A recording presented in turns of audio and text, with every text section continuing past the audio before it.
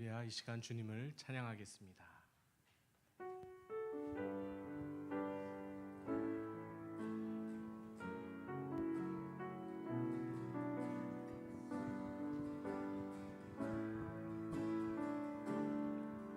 오직 주의 사랑에 매여 오직 주의 사랑에 매여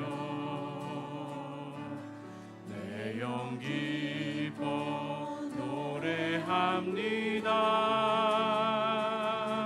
이 소망의 언덕 기쁨의 땅에서 주께 사랑드립니다. 오직 주의 임재 안에 갇혀 내 영 기뻐 찬양합니다. 이 소명의 언덕 거룩한 땅에서 주께 경배드립니다. 주께서 주신 모든 은혜 주신 모든 은혜 나는 말할 수 없네. 내 영혼 즐거이 주 따르렵니다. 주께 내 삶 드립니다. 오직 주의 사랑에 매여 내 영 기뻐 노래합니다. 이 소망의 언덕 기쁨의 땅에서 주께 사랑드립니다. 오직 주의 임재 안에 갇혀 내 영 기뻐 찬양합니다.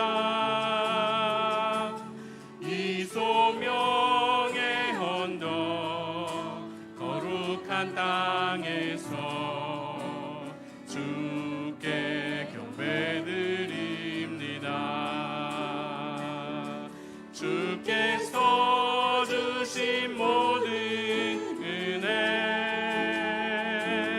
나는 말할 수 없네.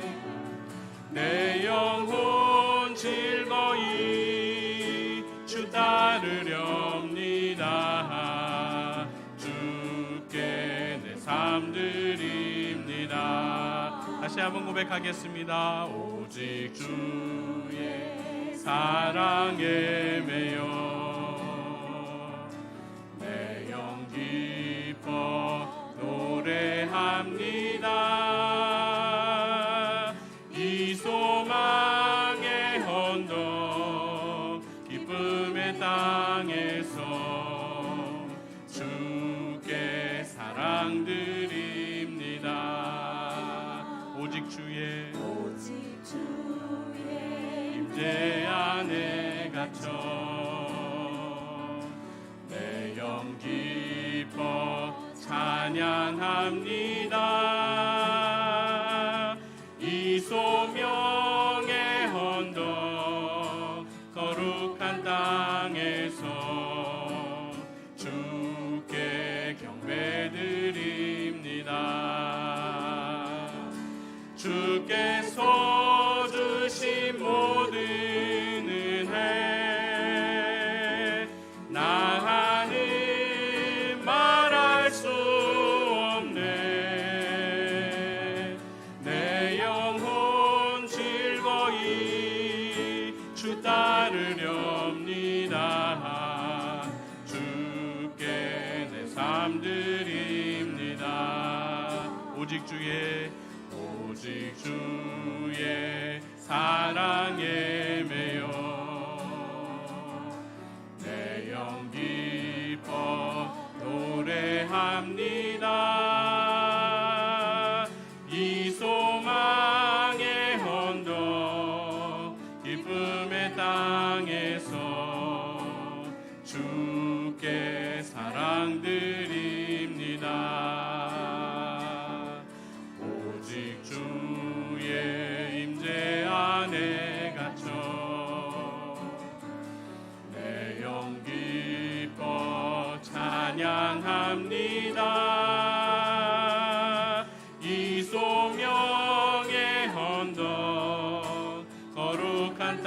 향해서 주께 경배드립니다. 주께서 주신 모든 은혜, 주께서 주신 모든 은혜, 나 하는 말할 수 없네. 내 영혼 즐거이 주 따르렵니다. 주께 내 삶 드립니다. 나 무엇과도 주님을 바꾸지 않으리. 다른 어떤 은혜 구하지 않으리. 오직 주님만이 내 삶의 도움이시니 주의 얼굴 보기 원합니다. 주님 사랑해요.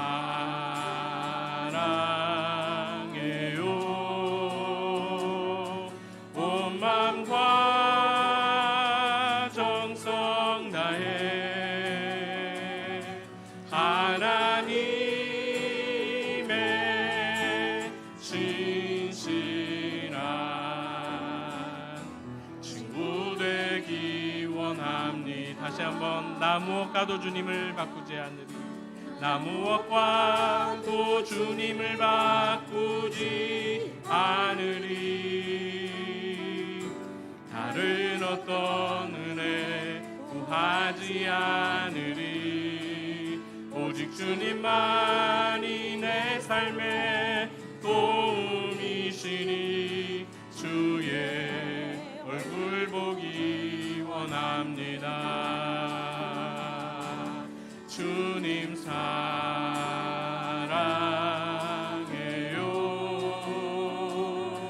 온 맘과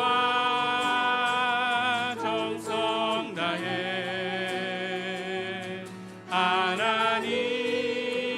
하나님의 진실한 친구 되기 원함. 주님 사랑해요. 주님 사랑해요.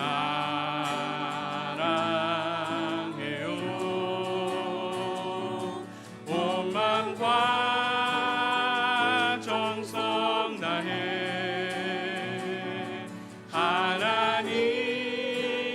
하나님의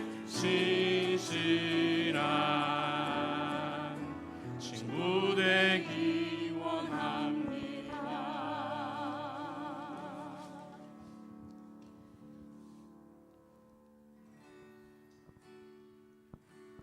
내 주의 보혈은 정하고 정하다. 내 죄를 정케 하신 주 날 오라 하신다. 내가 주께로 지금 가오니 골고다의 보혈로 날 씻어 주소. 약하고 죄도 약하고 죄도 주께로 나가면 힘 주시고 내 추함을 곧 씻어 주시네. 내가 주께로 지금 가오니 십자가의 보혈로 날 씻어 주소. 날 오라 하심은 날 오라 하심은 온전한 믿음과 또 사랑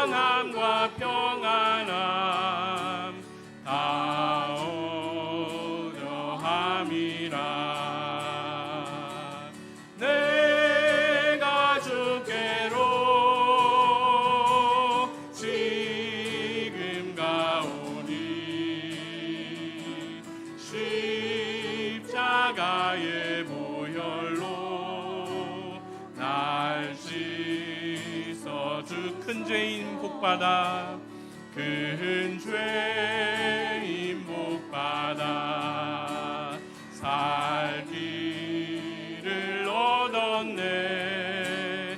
한없이 넓고 큰 은혜 베풀어 주소서. 내가 주께로 지금 가오니 십자가의 보혈로 날 씻어주. 그 피가 맘속에 그 피가 맘속에 큰 증거 됩니다. 내 기도 소리 들으사 다 허락하소서. 내가 주께로 지금 가오니 십자가의 보혈로 날 씻어 주소서. 오직 믿음으로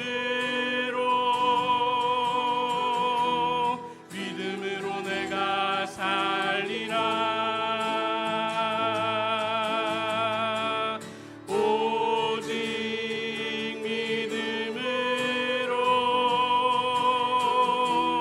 믿음으로 내가 살리라. 오직 의인은 믿음으로 말미암아 살리라. 오직 의인은 믿음으로 말미암아 살리라. 세상 흔들리고 사람들은 변하여도 나는 주를 섬기리.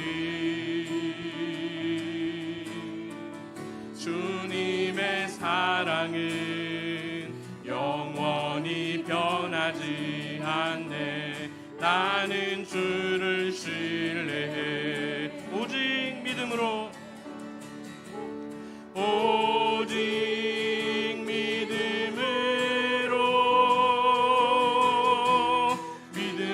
내가 살리라. 오직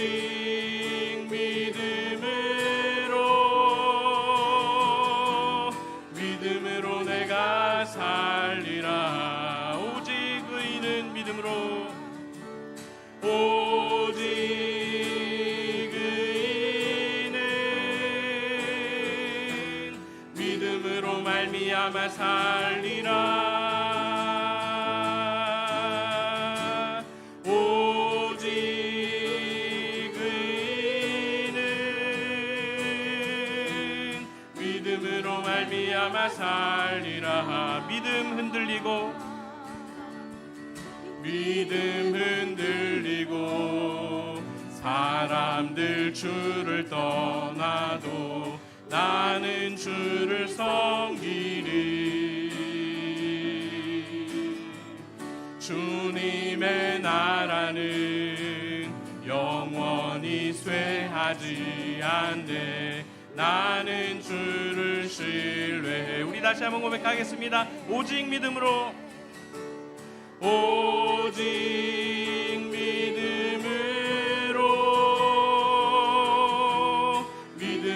내가 살리라. 오직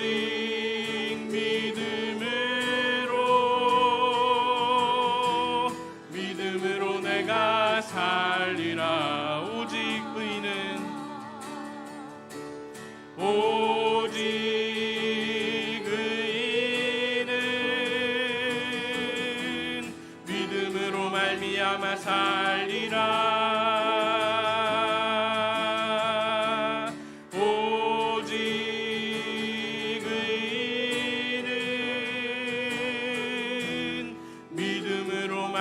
말미암아 살리라. 시간 우리 믿음으로 주님 앞에 기도하며 나아가겠습니다.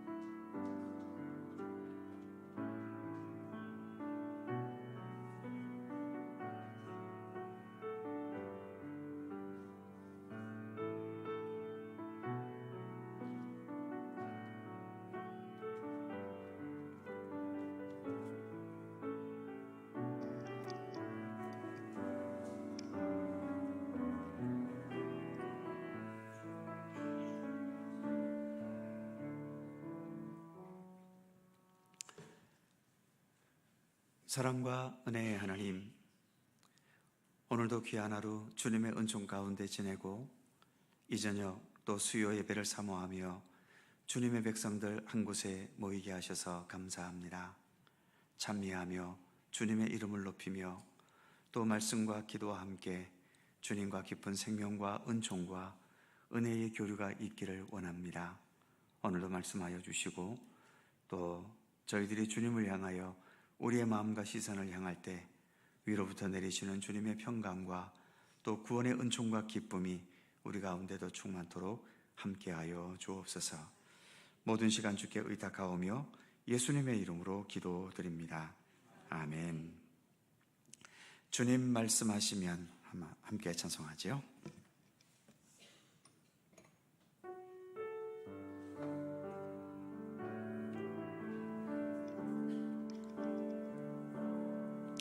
주님 말씀하시면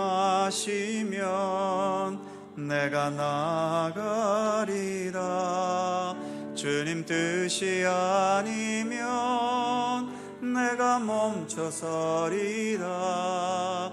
나의 가고 서는 곳 주님 뜻에 있으니 오 주님 나를 이끄소서. 주님 말씀하시면 내가 나아가리라. 주님 뜻이 아니면 내가 멈춰서리라. 나의 가고 서는 곳 주님 뜻에 있으니 오 주님 나를 이끄소서. 뜻하신 그곳에 나 있기 원합니다. 이끄시는 대로 순종하며 살리니 연약한 내 영혼 통하여 일하소서. 주님 나라와 그 뜻을 위하여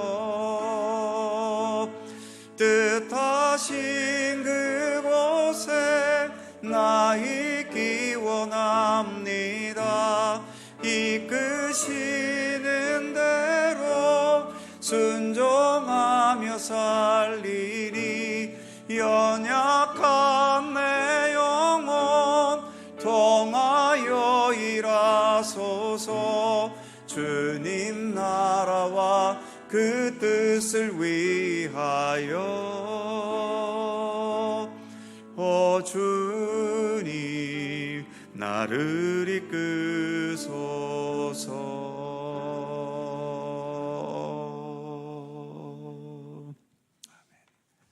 이 시간 함께 한 목소리로 기도하기 원합니다.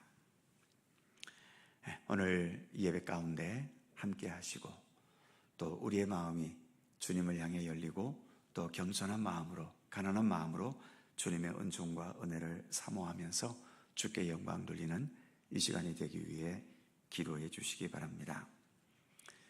우리의 믿음의 공동체인 교회를 위해 기도해 주시고 더 주님의 말씀 위에 또 성령께서 친히 동행하셔서 건강하고 또 우리 안에도 믿음과 사랑 있을 뿐만 아니라 세상을 향해서도 참된 소금과 빛의 역할을 잘 감당하고 선교적인 사명을 잘 감당하는 복된 교회가 되기 위해 기도해 주시기 바랍니다. 나라와 민족을 위해 특별히 기도해 주시고 정치적으로 여전히 혼란스럽고 경제적으로 불안한 이 모든 현실들을 잘 지혜롭게 극복하고 온 국민의 마음이 갈라지지 않고 하나로 모을 수 있는 그런 평화로운 나라가 되기 위해 기도해 주시기를 바랍니다.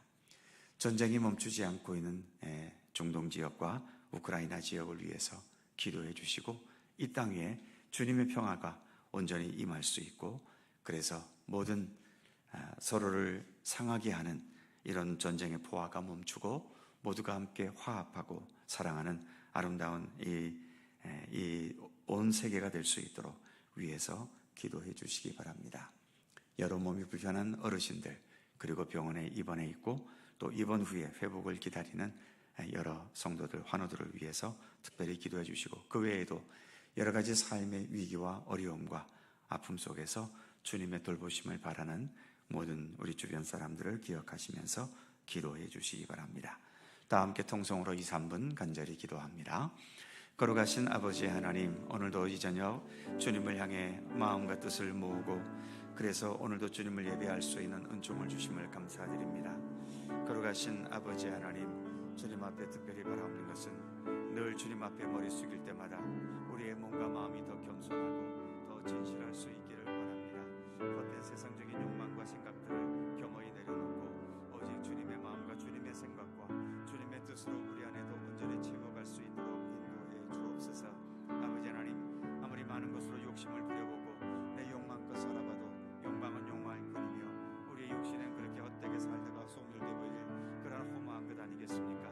그런 우리에게 예수 그리스도 참된 구원의 생명으로 채워지고 우리가 주님을 바라보고 주님과 함께 동행하면서 우리의 이 불완전함을 온전함으로 향하게 나아가고 더욱더 생명의 신비 가운데 들어갈 수 있음을 믿사오니 아버지여 오늘도 우리를 붙들어 주시고 주님을 향한 더 굳건한 믿음의 반석 위에 온전히 설 수 있도록 우리를 도우시기를 원하옵고 기도합니다. 이 나라와 이 민족을 하나님 지켜주시고 더 견고하게 아버지 하나님 정치적으로 안정되어지고 또한 아버지 하나님의 경제적으로도 아버지 하나님 모든 어려움들을 능히 극복해갈 수 있도록 도우시기를 원합니다. 하나님, 우리 모두가 더 마음을 합하고 뜻을 합하여 더욱더 하나 되는 나라가 되게 하시고 물론 정치권부터 너무 이렇게 심한 대립이 아닌 서로가 협력하고 함께 대화하면서 평화로운 나라를 만들어갈 수 있도록 도우시기를 원하고 기도합니다. 더 나아가 아버지 하나님 우리 교회를 주님 붙들어 주시고 말씀 위에 굳건히 서고 교회의 머리이신 예수 그리스도께 겸허히 순종할 수 있으며 주 성령께서 친히 언제나 모든 것을 주관하시고 이끌어 가시는 건강하고 아름다운 교회가 되게 하여 주옵소서. 우리 안에도 주님을 향한 믿음과 우리들 서로 간의 사랑과 아름다운 섬김이 있게 하시며 세상을 향하여서 소금과 빛이 되고 주님께서 우리에게 맡겨주신 선교적인 모든 사명들을 잘 감당할 수 있는 굳건한 교회가 되도록 우리 가운데 함께 하시기를 원하고 기도합니다. 아버지 하나님, 여러 환우들이 있습니다. 몸이 불편하고 마음과 삶이 힘들고 여러 삶의 위기와 어려움 속에서 주님의 돌보심을 바라는 성도들의 간절한 기도를 하나님 기억해 주시고 함께해 주옵소서. 오늘도 함께 하시는 귀한 은총에 감사드리며 아버지 하나님, 여러 분들과 어려움 속에 있는 모든 자들이 주의 은혜의 힘과 건강을 얻을 수 있도록 우리 하나님 함께해 주시옵소서. 오늘도 함께 하시는 은총에 감사드립니다. 주님 감사합니다.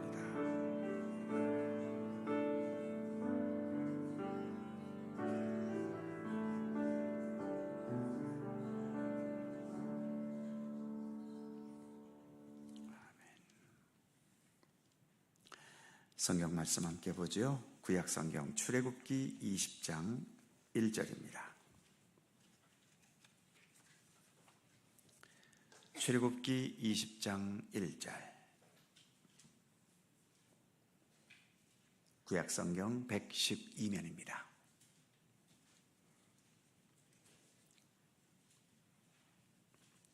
출애굽기 20장 1절에서 17절까지 말씀입니다. 한 절씩 교독하지요. 제가 먼저 1절 읽습니다. 하나님이 이 모든 말씀으로 말씀하여 이르시되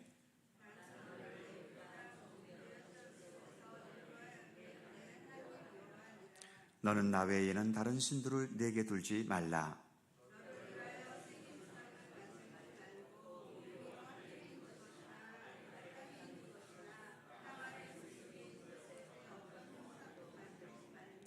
그것들에게 절하지 말며 그것들을 섬기지 말라. 나 내 하나님 여호와는 질투하는 하나님인즉 나를 미워하는 자의 죄를 갚되 아버지로부터 아들에게로 3, 4대까지 이르게 하거니와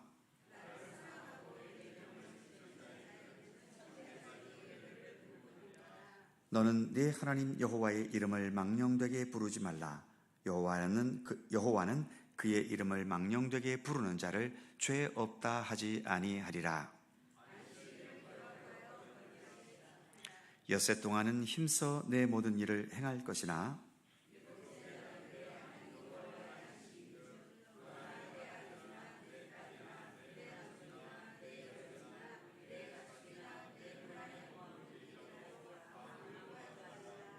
이는 엿새 동안 나 여호와가 하늘과 땅과 바다와 그 가운데 모든 것을 만들고 일곱째 날에 쉬었음이라. 그러므로 나 여호와가 안식일을 복되게 하여 그날을 거룩하게 하였느니라.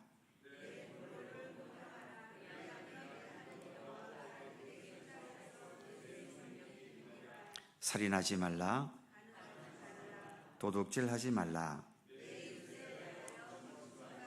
다같이 내 이웃의 집을 탐내지 말라. 내 이웃의 아내나 그의 남종이나 그의 여종이나 그의 소나 그의 낙이나 무릇 내 이웃의 소유를 탐내지 말라.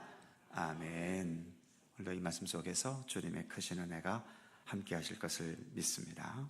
더불어 찬양대 찬양합니다.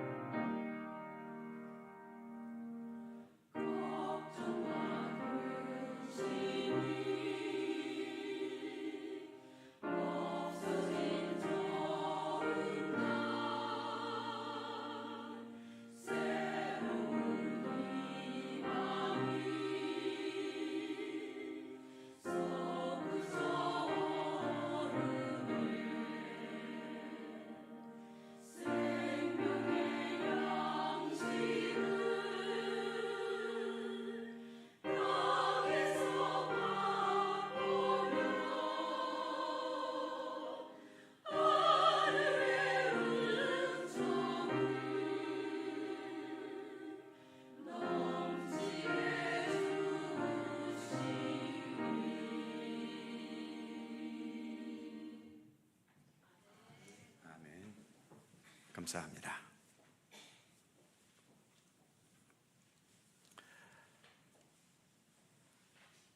자, 이제 출애굽기에서 어떤 절정에 달한 그런 분위기를 보여주는 것이 십계명이라고 할 수 있지요. 제목에 보면 십계명 그리고 언약의 말씀이다라고 부제를 달아놨는데요.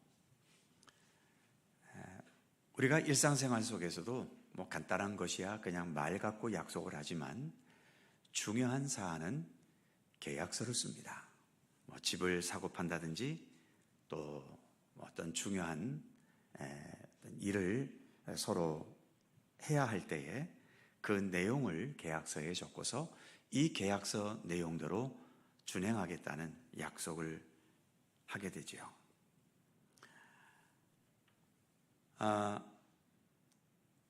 약속이라는 것은 이 약속이 깨질 위험이 있기 때문에 깨지지 않게 하기 위해서 약속이라는 것을 하는 것 아니겠습니까? 인간은 불완전하기 때문에 또 인간의 마음은 갈대와 같아서 수시로 변하기 때문에 약속을 해놓고도 그 약속대로 하지 않으려는 못된 근성이 우리 인간에게는 있지요. 그래서 우리 인간에게는 이런 계약서가 반드시 필요합니다. 수억 원, 수십억 원짜리 집을 사고 팔면서 계약서도 안 쓰고 그냥 집을 사고 판다? 있을 수가 없지요. 도대체 상대방이 어떻게 나올 줄 알고 그렇게 함부로 돈을 건넵니까? 반드시 계약서를 써야 이게 안심하고 거래를 할 수가 있죠. 그런데 인간은 이렇게 불완전해서 계약서가 필요하지만 모든 것에 완전하신 하나님의 입장에서 이런 계약서가 필요할까요?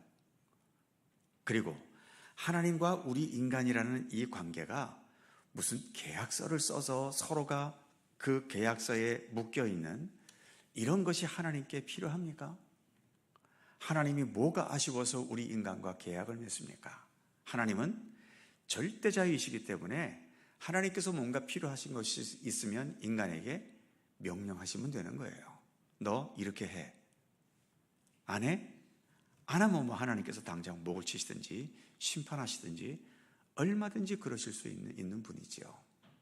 그런데 하나님께서 이스라엘 백성들을 이끌어 가실 때에 하나님이 계시다는 존재만으로도 확실하지만 그래도 이 인간들이 그런 하나님에 대한 믿음과 신뢰를 제대로 갖지 못할 때가 많기 때문에 하나님께서도 우리 인간과 계약을 맺으신 거죠. 본문의 표현, 제목의 표현처럼 언약을 맺으신 겁니다. 그래서 그 언약에 우리 사람도 언약을 했기 때문에 그 언약에 얽매이지만 하나님께서는 전혀 얽매이실 필요가 없는 분이 인간과 계약을 맺으시고 하나님도 그 계약에, 그 언약에 충실하시는 그런 방법을 택하셨던 겁니다. 그래서 이렇게 지금 우리가 십계명이라는 계명을 우리가 접하고 있습니다만 한편으로는 이런 계명이 있어서 이런 계명을 갖고 우리 인간을 자유롭지 못하게 얽매이시는 거 아닌가? 또 실제로 신앙을 가지지 않으려고 하는 사람들 중에 가장 중요한 이유 가운데 하나는 괜히 신앙을 가졌다가 거기에 얽매일까 봐 어느 종교든 그 종교에는 반드시 해야 한다는 내용과 반드시 해서는 안 된다고 하는 그런 계명이 어느 종교든 있게 마련 아닙니까? 그런 거에 얽매이기 싫어서 나는 종교를 갖지 않겠다 그러는 사람들도 꽤나 많은데요. 하나님께서 이렇게 십계명을 비롯한 모든 율법과 언약의 말씀을 주실 때에는 우리 인간을 얽어매기 위한 게 아니지요. 하나님께서는 어디까지나 이 세상이라고 하는 이 얽어매인 세상 속에서 얽혀 살고 있는 우리들로 하여금 여기에서 좀 더 자유로울 수 있고 그리고 궁극적으로는 이 세상의 모든 굴레를 벗어나 우리 모두가 참된 하나님 나라에 이룰 수 있도록 그 생명의 길을, 구원의 길을, 그리고 참된 진리의 길을 이처럼 언약을 통해서 맺어주셨고 그래서 우리들로 하여금 그 생명의 길을 온전히 걸어갈 수 있도록 하나님께서도 최선을 다하시고 우리들도 하나님과 맺은 언약이 있으니까 그 언약의 내용대로 최선을 다하고 그래서 이처럼 하나님의 최선과 우리 인간의 최선이 함께 어우러지면서 그렇다고 해서 하나님 반 인간 반 이건 아닙니다. 사실은 하나님 100%지요. 그리고 인간은 그 하나님을 따르고 순종하느냐 하는 그 믿음의 과제만 있지 거의 모든 것은 다 하나님께서 일방적으로 주관해 가시는 겁니다. 아무튼 이처럼 하나님과 우리 인간이 한데 어우러지면서 펼쳐질 수 있는 나라, 바로 그 나라가 하나님의 나라 아니겠습니까? 온전함을 이루는 거죠. 그래서 지금도 우리는 그 언약을 배워가고 그 언약을 어떻게 실천해야 될 것인지를 때로는 구약의 말씀을 통해서 때로는 신약의 말씀을 통해서 우리가 이렇게 배워가는 겁니다.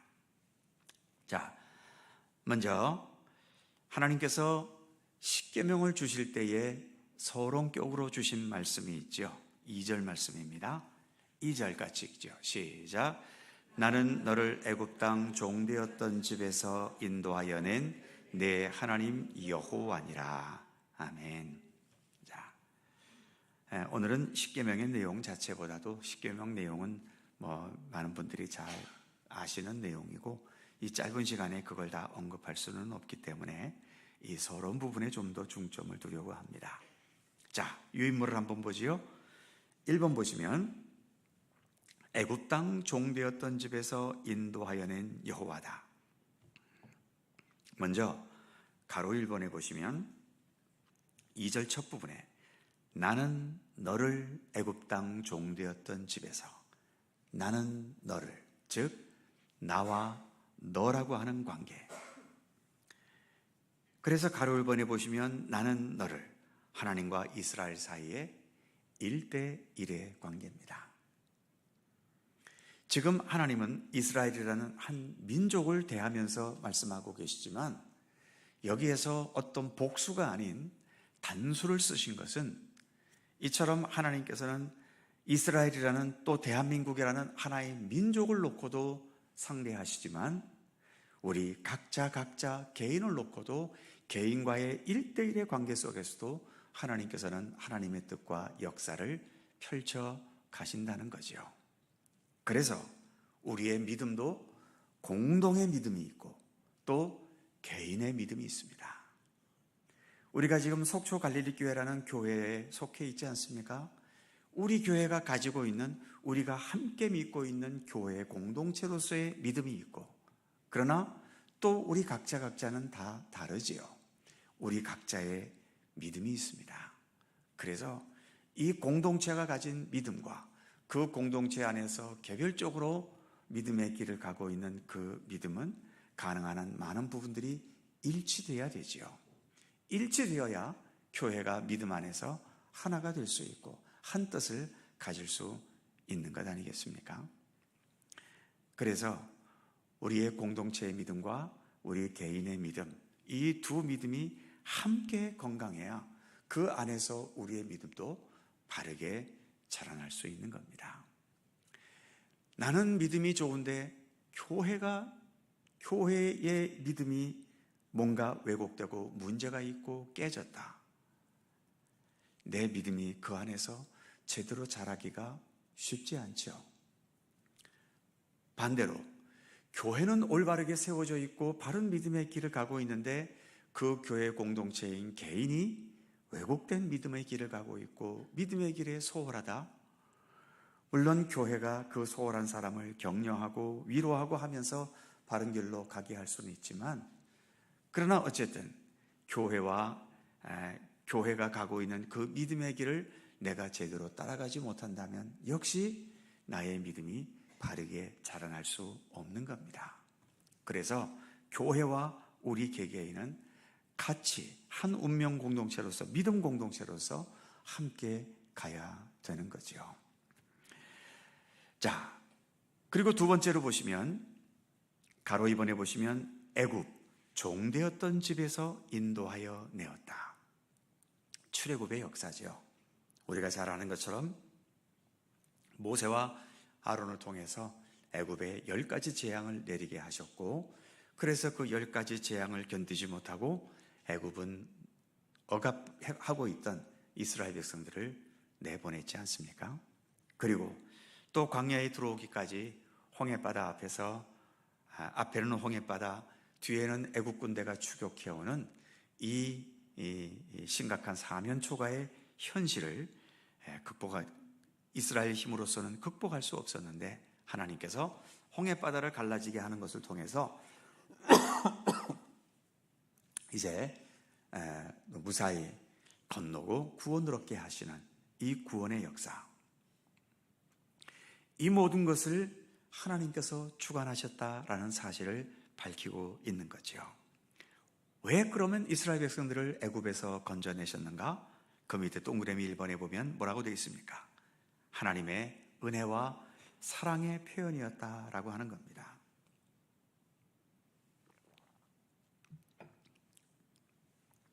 모든 하나님의 구원의 역사 속에는 그 바탕이 은혜와 사랑입니다.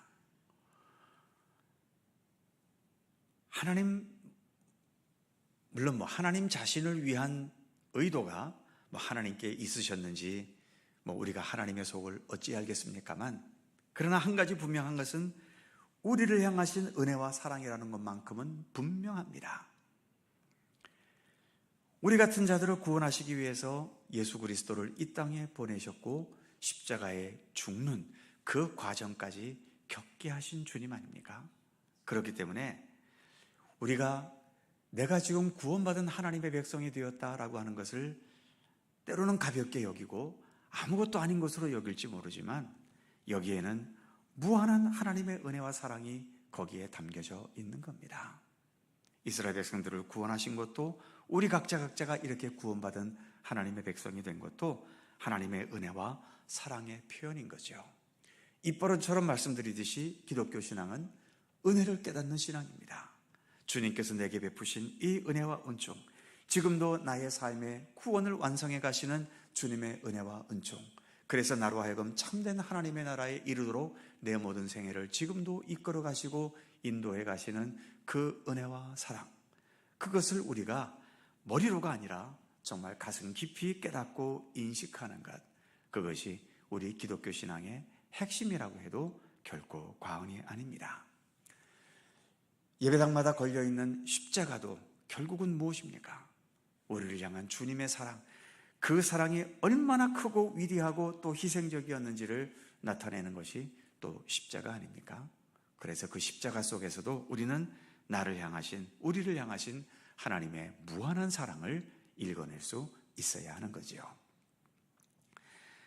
이처럼 사랑의 의지로서 내가 너를 구원해냈고, 그리고 지금 너와 십계명을 통해서 언약을 맺고 있기 때문에, 그래서 동그라미 2번에 보시면 뭐라고 되어 있습니까? 그러므로 십계명은 결코 무리한 요구가 아니라는 것입니다. 우리 인간을 힘들게 하고 어렵게 하기 위해서 주신 계명이 아니라, 그 다음에 또 뭐라고 되어 있죠? 하나님과 더 하나가 되기를 원하시는, 이것마저도 하나님의 사랑의 표현입니다.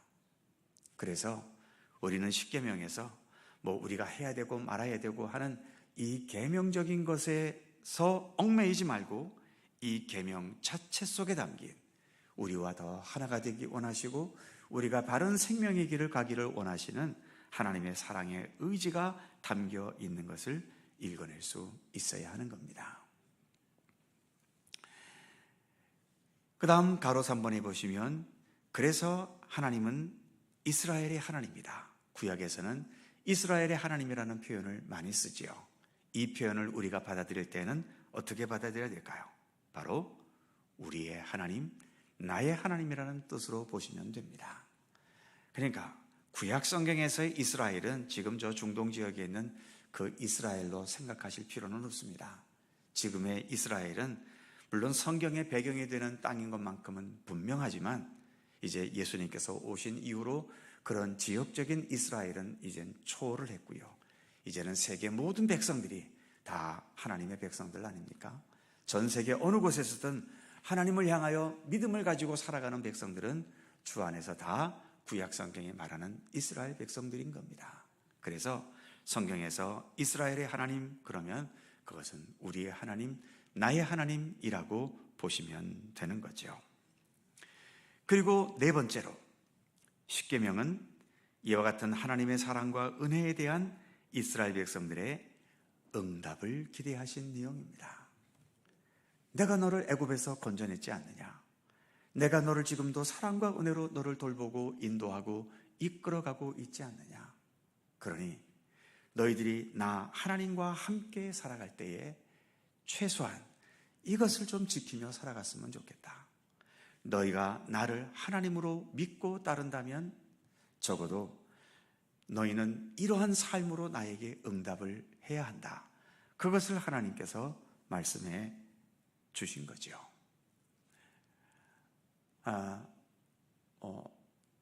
서로 친한 관계도 마찬가지일 것이고, 뭐 남녀 간에 서로 사랑하는 것도, 사랑하는 관계인 것도 마찬가지일 것입니다. 사랑한다고 해서 모든 게 다 용납될 수는 없잖아요. 내가 너를 사랑하는데 너는 아무하고나 다 만나도 돼, 뭐 이럴 수는 없지 않습니까? 내가 너를 사랑하니까 너도 나만을 사랑해야 된다라고 하는 뭐 그런 어떤 말로 했건 아니면 암묵적이든 그러한 어떤 약속이 담겨 있는 것처럼, 내가 너를 사랑하니까, 내가 너에게 충실하니까 너도 나에게 충실해야 된다라고 하는 것이 서로의 친한 관계, 또 서로 사랑하는 관계 속에서도 암묵적으로 맺어진 거잖아요. 하나님께서는 그것을 십계명이라는 것을 통해서 구체적으로 내가 너를 사랑하고 네가 나 하나님을 하나님으로 여긴다면 최소한 이렇게 응답해 주었으면 좋겠다라고 하는 내용이다라고 하는 겁니다. 그리고 한 가지 더 생각할 것은 2번, 애굽 땅에서 인도해 내었다. 애굽 땅은 이스라엘 백성들에게 억압의 땅이고 죽음의 땅입니다. 어두움의 땅이었지요. 거기에서 하나님께서 구해 주신 겁니다. 그래서 가로 1번, 출애굽은 무엇을 위한? 진정한 자유를 위한 역사입니다. 하나님께서 이스라엘 백성들을 새롭게 얽매기 위해서 애굽에서 이끌어낸 거 아니잖아요. 너희에게 진정한 해방과 자유를 주기 위해서 출애굽을 하셨다는 겁니다. 그리고 십계명을 주시면서도 나는 너희를 애굽에서부터 구해낸, 너희에게 해방과 자유를 준 하나님이다 라고 말씀하고 계시죠. 그래서 가로 2번에 보시면 십계명에는 우리를 자유함으로 나아가게 하는 하나님의 배려와 사랑의 손길이 담겨 있다는 겁니다. 십계명뿐이겠습니까? 성경 말씀 속에 담겨진 모든 말씀이 다 그렇지요.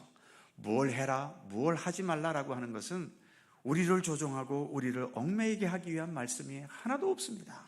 그 모든 것은 우리가 정말 생명다운 생명으로, 또 하나님 나라에 합당한 그 백성으로서 살아가야 할 그 삶을 우리에게 가르치신 것이고, 그렇기 때문에 그 모든 내용은 우리로 하여금 참된 자유, 참된 구원, 참된 해방, 그리고 온전한 생명을 향해 나아가게 하는 하나님의 배려와 사랑의 손길이 담겨 있다는 것입니다. 그것을 우리가 읽어낼 수 있어야 되는 거죠. 그래서 십계명은 10개이지만 크게 둘로 나눌 때에는 1계명부터 4계명까지, 그래서 3번에 보시면 하나님과의 관계에서 우리 인간이 보여야 할 응답 4가지가 1계명부터 4계명이고, 거기에 주제는 하나님 사랑이죠. 주 너희 하나님을 사랑하라. 그리고 4번에 보시면 나머지 5계명부터 10계명까지 6개의 계명은 사랑과의 관계에서 응답해야 할 6가지의 내용이죠. 이것을 하나로 묶으면 이웃사랑이라고 할 수 있는 겁니다. 그래서 십계명은 크게 둘로 나누면 하나님 사랑, 이웃사랑이지요. 공통적으로 사랑이라는 것이 담겨 있지 않습니까? 그래서 십계명 속에서뿐만 아니라 하나님의 말씀 전체 속에서 우리가 읽어내야 되는 것은 하나님의 사랑과 은혜인 겁니다.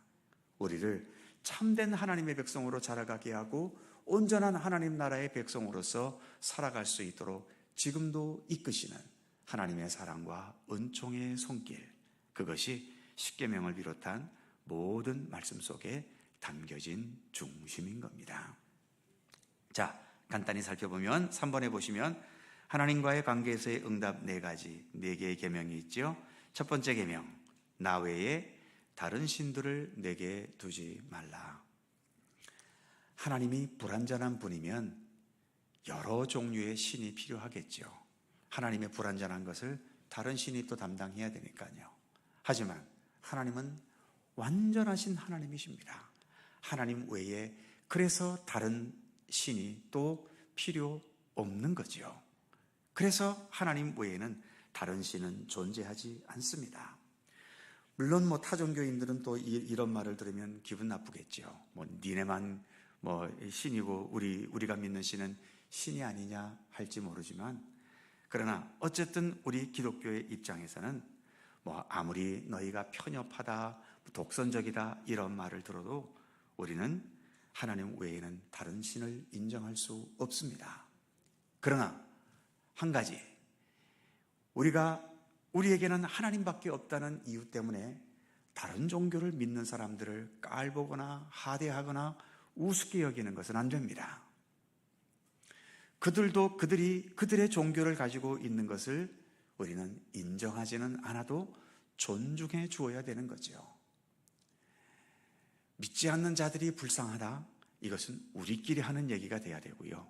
그 사람을 향해서 네가 예수 안 믿으니 네가 불쌍해 죽겠다, 그러면 그 사람은 그 말을 들을 때에 어떤 생각이 들겠습니까? 기분 좋겠어요? 기분 나쁘게 만들어서 그 사람을 어떻게 전도하려고 그러십니까? 정말 전도할 생각이 있으면 그 사람을 기분 나쁘게 말할 것이 아니라 나름대로 가는 길을 존중해 주고요. 그러나 내가 진실하게 하나님과 더불어 예수 그리스도와 함께 살아가는 참된 믿음의 삶을 살아가는 모습을 나타낼 수 있다면 거기에서 또 어느 순간인가 그 사람이 감동을 받고 주님 안으로 돌아올 수는 있겠지요. 어쨌든 우리는 우리 하나님 외에 다른 신은 인정하지 않지만, 그러나 다른 종교를 믿는 사람들을 깔보거나 하대하거나 우습게 여기지는 않습니다. 그러니까 혹시 관광을 가셔서 어느 절에 들어가셨을 때 함부로 저 불쌍한 절 가리키면서 어우 저 우상덩어리 이러시면 안 돼요. 관광 가셨으면 조용히 보고 나오시면 되는 거고요. 우상덩어리라고 하는 것은 우리 입장에서 우상덩어리지만 그들 입장에서는 그들이 섬기는 신 아닙니까? 각 집에도 각자 나름대로의 어떤 보물이 있잖아요. 뭐 금반지가 됐든 아니면 신주단지 모시듯이 모셔놓는 것이 있을 수 있는데, 그 집에 놀러 갔으면 그냥 그 집이 소중하게 여기는 것은 손 안 대고 그냥 거기에 관심을 갖지 않고 그냥 가만히 냅두면 됩니다. 뭘 이딴 걸 이렇게 뭐 신주단지 모시고 있어? 이렇게 말하면 그건 예의에 어긋나는 거예요. 사람과 사람 사이에는 예의가 있잖아요. 타 종교를 믿는 사람들에게도 우리가 그리스도인으로서 지켜야 할 예의가 있습니다.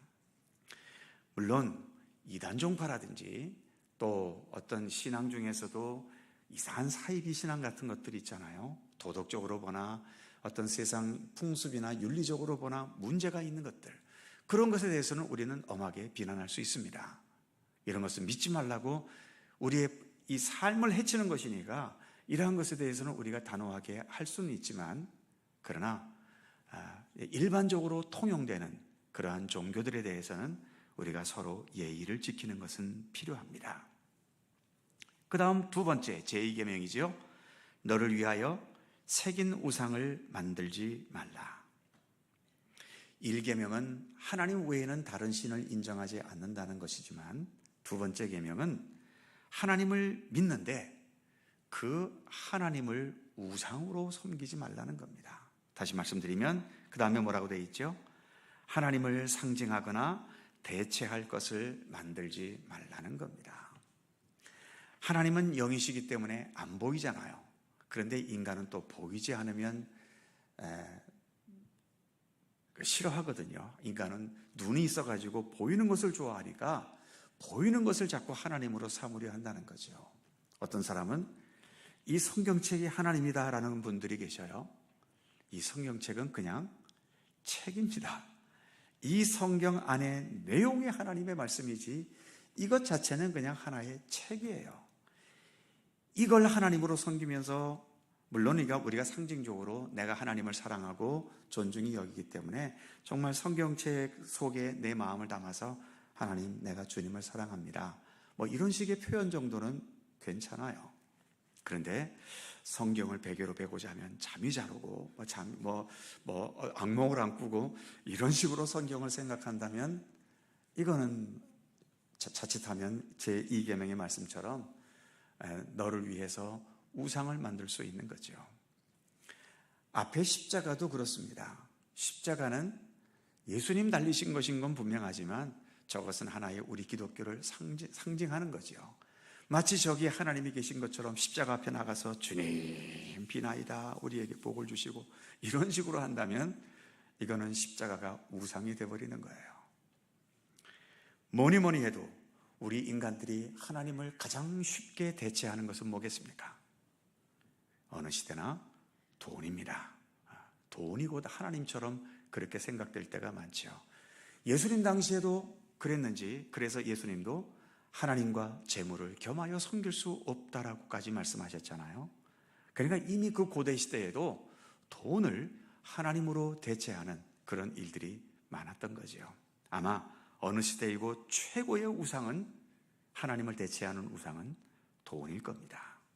그래서 조심해야 될 것이 많지만 그 중에 하나가 돈 조심도 많이 해야 되는 거죠. 돈을 벌지 말라는 것이 아니라 얼마를 벌던 간에 돈에 너무 얽매이지 말고 돈을 하나님보다도 더 소중히 여기는 그러한 데까지는 나아가지 말아야 하는 거죠. 제3계명 3번 보시면 내 하나님 여호와의 이름을 망령되이 부르지 말라. 망령되이 부르지 말라는 것은 하나님의 이름을 함부로 쉽게 가볍게 불러서도 안 되겠지만 무엇보다도 하나님의 이름을 유용해 먹지는 말라는 겁니다. 우리가 보통 그러잖아요. 흔히 서로가 좀 믿지 못할 때 너 나 못 믿어, 나 못 믿어 이러면서, 옛날에는 또 나 교회 다니는 사람이야, 그리스도인이야, 그러니까 믿어 이런 식으로 하나님의 이름을 유용해 먹을 때가 있었는데 그런 것도 그렇게 적절하지는 않습니다. 그렇게 말해놓고 약속 못 지키면 어떻게 하려고요? 그래서 성경에서도 하나님의 이름을 걸고 맹세하지 말라고 경고하시는 내용들도 있지 않습니까? 어쨌든 하나님은 오로지 영광 받으시고 찬미 받으시고 그 하나님 앞에 우리가 순종만 해야 되는 것이지, 그 하나님을 자기의 어떤 개인적인 목적으로 이용해 먹으려고 하는 것은 모두가 하나님을 망령되이 일컫는 겁니다. 망령되이 일컫는 자를 죄 없다 하지 않으리라고 본문에서 말씀하고 있지 않습니까? 그 다음 네 번째, 안식일을 기억하여 거룩하게 지키라. 오늘날에는 우리가 주일을 지키지요. 안식일을 지킨다라고 하는 것은 우리가 하나님과 함께 살고 있다는 것을 적어도 일주일에 한 번은, 물론 일주일 내내 내가 하나님과 함께 살고 있다는 것을 인식해야 하지만, 이 안식일에는 세상 모든 일들을 다 내려놓고 오직 이날은 하나님만을 향해서 내가 하나님의 백성으로 살아가고 있다는 것을 확인하는 그런 날이기도 하지요. 그래서 구약시대 때에도 안식일에는 아무것도 하지 말아라. 너희 주인도 종도 하다못해 짐승들도 아무 일도 시키지 말고 그날에는 오직 하나님과 함께, 내가 하나님과 함께 살아가고 있고 하나님의 인도하심과 돌보심과 지키심 속에 살아가고 있는 것을 인식하면서 하나님께 영광 돌리고 하나님께 감사하고 하나님의 뜻을 묵상하는 그러한 날이 되게 해야 하는 거죠. 오늘날 우리는 주일을 안식일로 삼고 있는 셈이지요. 자, 여기까지가 하나님과의 관계 속에서 지켜야 될 것들이었고, 그 다음 네 번째로 이웃사랑, 사랑과의 관계에 있어서 응답의 6가지죠. 간단하게 살펴보면 다 아시는 내용이지만, 제5계명 내 부모를 공경하라. 어느 시대이고 나를 낳아준 육신의 부모의 은혜를 가볍게 여겨서는 안 되지요. 그 다음 6계명 살인하지 말라. 생명은 누구의 것도 아닌 오직 하나님의 것입니다. 창세기 1장에 의하면 우리 인간에게 생명이 어떻게 들어왔습니까? 흙으로 인간의 모양을 빚었지요. 거기에는 생명이 없습니다. 그때에 하나님께서 그 흙으로 된 그 인간의 모양의 코에 생기를 불어넣으셨다고 되어 있잖아요. 하나님께서 생명의 호흡을 불어넣으신 겁니다. 그래서 여러분 안에 있는 생명이나 제 몸 안에 있는 생명이나 이 생명은 누구의 것도 아닙니다. 오직 하나님의 것이죠. 그러니까 남이 나를 해쳐서도 안 되고 내가 나의 생명을 해쳐서도 안 되는 겁니다. 그래서 이 살인하지 말라는 것은 이건 하나님의 그 귀한 생명력을 존중히 여겨야 하는, 그래서 서로가 서로의 생명과 삶을 존중히 여겨야 되는 것을 말하는 거죠. 그 다음에 간음하지 말라. 하나님께서 태초에 인간을 창조하실 때 남자와 여자로 창조하셨지 않습니까? 그 남자와 여자 사이에도 서로 지켜야 할 도리가 있었던 거죠. 어른과 아이, 왕과 신하 다 지켜야 될 도리가 있는 것처럼 남성과 여성들 사이에도 서로가 지켜야 될 도리가 있는 거죠. 그 도리를 다할 것을 말씀하는 것이며, 더 나아가서 또 우리에게 하나님께서 가정이라는 이 공동체를 통해서 우리의 삶의 바탕이 되고 또 우리의 후손이 이어가는 그 절차를 하나님께서 두셨는데, 간음은 이러한 것을 해쳐버리는, 우리 인간 사회의 가장 근본을 해치는 일이 되지 않겠습니까? 그래서 금지하시는 것을 말씀하고 있죠. 그 다음 뒷페이지 넘어가시면 8번째로 도둑질 하지 말라. 도둑질은 남의 것을 내 것으로 삼는 겁니다. 그러니까 도둑질이라는 것은 단지 돈, 재물 이것만 도둑질이 아니에요.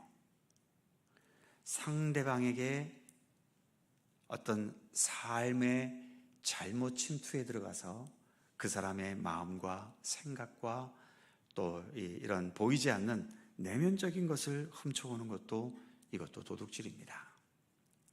어떤 면으로 유혹해서 잘못된 길로 가게 하는 것, 이것도 도둑질이고요.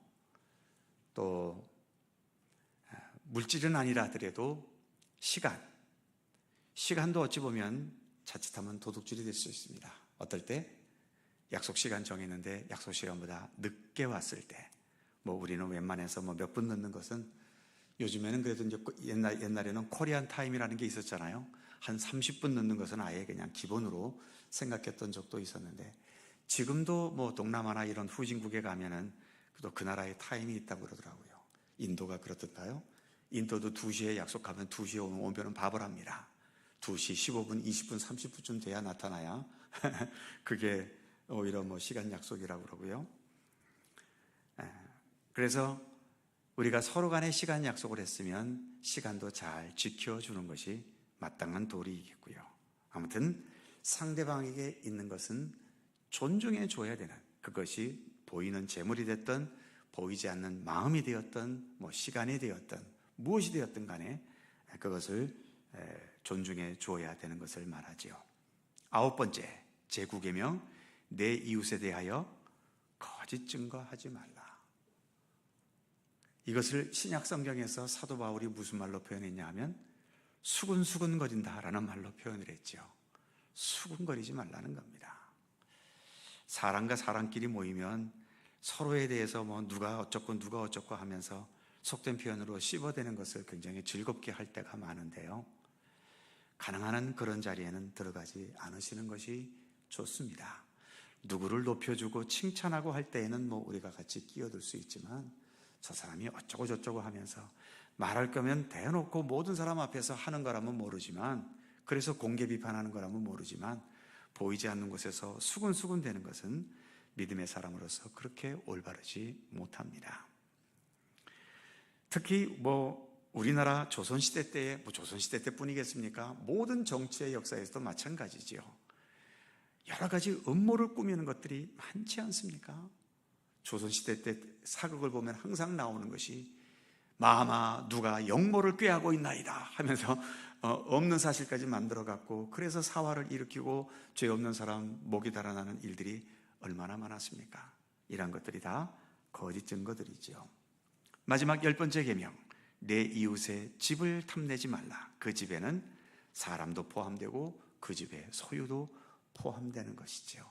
어느 누구도 탐내지 말고, 그래서 서로의 영역을 지켜주라는 것입니다. 이런 기본적인 10개의 계명을 하나님께서 주셨던 거죠.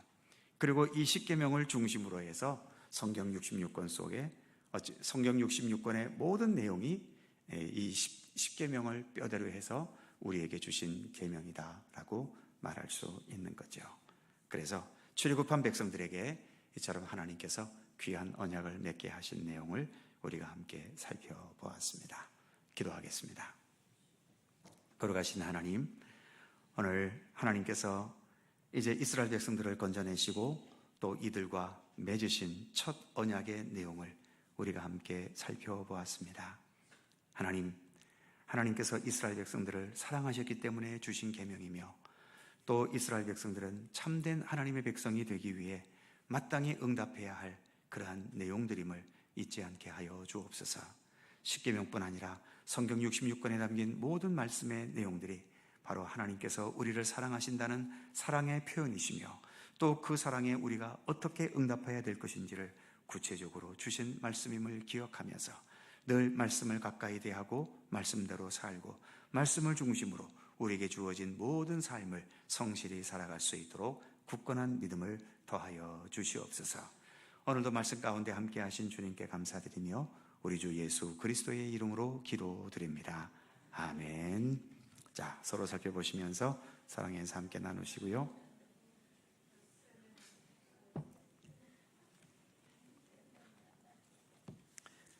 자세한 교회 소식은 주보를 참조하시기 바랍니다. 특별히 노회를 앞두고 오는 토요일 대청소가 있죠. 함께 해주시면 감사하겠습니다. 찬송가 204장 함께 찬송하시고 주님 가르쳐 주신 기도합니다.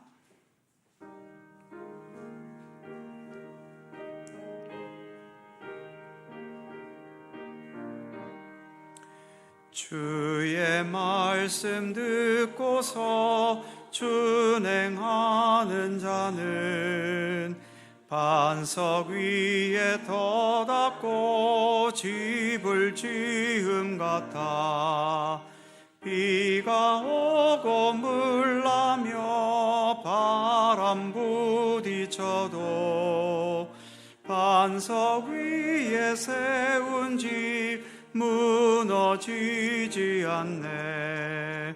잘 짓고 잘 짓세, 우리 집 잘 짓세. 만세 반석 위에다 우리 집 잘. 3절 세상 모든 사람들 집을 짓는 자니 반석 위가 아니면 모래 위에 짓네. 우리 구주 오셔서 지은 상을 줄 때 세운 공로 따라서 영영 상벌 주리. 잘 짓고 잘 짓세, 우리 집 잘 짓세. 만세 반석 위에다 우리 집 잘 짓세. 하늘에 계신 우리 아버지의 이름을 거룩하게 하시며 아버지의 나라가 오게 하시며 아버지의 뜻이 하늘에서와 같이 땅에서도 이루어지게 하소서. 오늘 우리에게 일용할 양식을 주시고 우리가 우리에게 잘못한 사람을 용서하여 준 것 같이 우리 죄를 용서하여 주시고 우리를 시험에 빠지지 않게 하시고 악에서 구하소서. 나라와 권능과 영광이 영원히 아버지의 것입니다.